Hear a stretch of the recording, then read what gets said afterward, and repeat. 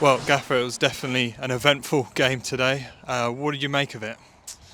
Well, the ultimate game of two halves, I would say that first and foremost. I thought we executed what we wanted to do in the first half really well. And look, there's been a trend in the three games that I've seen so far is that we're not good enough in the back third of the pitch or making decisions. We're getting the ball through from the back third, through the middle third and into the front third very, very well, and we're not making good enough decisions there. So whilst everybody wants to see, lovely attacking football and, pure, at the end of the day, the two ends of the pitch are the most important. And at this moment in time, our issue is at the both ends of the pitch. And I don't mean the goalkeeper, and I don't mean the number 9. It's the decisions in front of the goalkeeper and the decisions behind the number 9 that we aren't getting right yet. But I think there's a culture here. The next game will be fine. Well, the next games keep creeping up really quickly. And we have to have a reaction from inside that dressing room. And they have to be a little bit more like me going forward. And I don't want to lose a bloody argument, never mind a football match.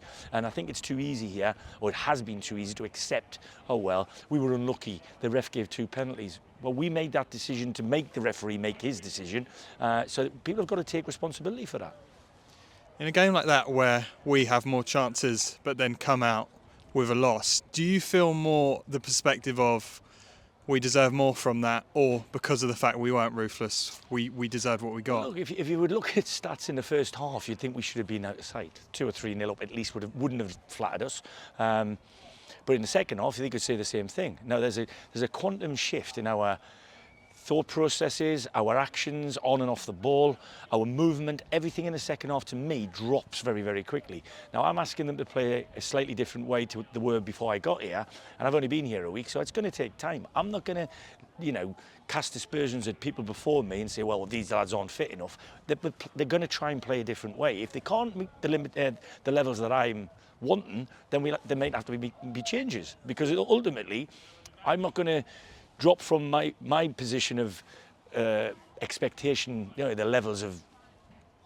I'm not going to drop my level to mediocrity, put it that way.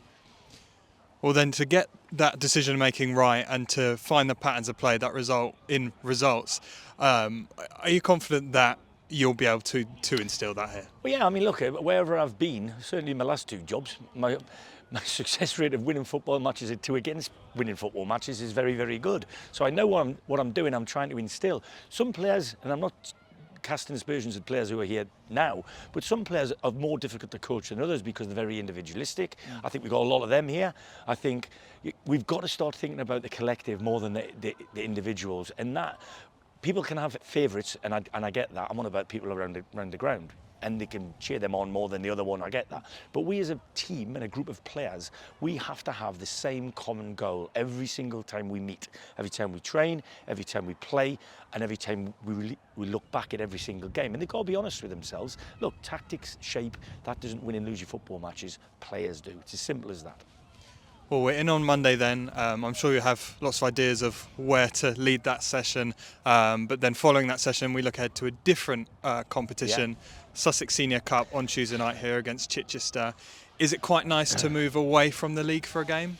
Well, it's nice to have another game, because ultimately I might have had something in my head planned for Chichester before today, but I think that might have changed, and we'll be using first team players without a shadow of a doubt. There might be 1 or 2 youngsters involved in there as well, but ultimately we've got to get things right in match situations. The training's gone really well, as much as we only had 3 or 4 sessions. The games, parts of every game have been really good, but then there's been parts where have sort of been a little bit scary in terms of the flip from being very good to being, whoa, you can see something's wrong here. So we can only do that by repeating and repeating and repeating, and the message from me is going to be the same to the players, and they've got to stand up to it. If they can't stand up to it, they either ship up or ship out.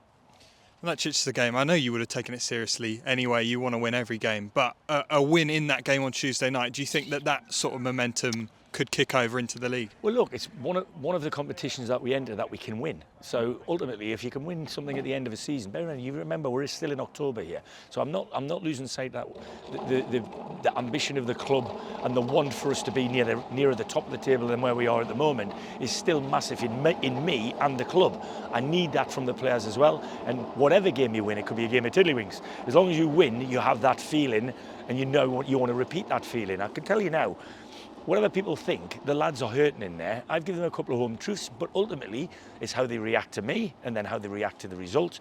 And when we come in on Monday morning, let's see how many of them want to play again.